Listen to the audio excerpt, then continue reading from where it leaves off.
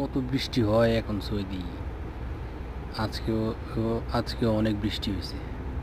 আকাশে বজ্রপাত, বৃষ্টি অনেক। এটা আমাদের মার্কেটের পিছনের দিক। সামনের দিক দিয়ে বন্ধ বৃষ্টির জন্য। এদিকে পিছন দিক দিয়ে আইলাম, আইসা একটু ভিডিও করলাম। কত বৃষ্টি। এই খেজুর গাছটা অনেক সুন্দর। এটা আমার বন্ধু লাগাইছিল।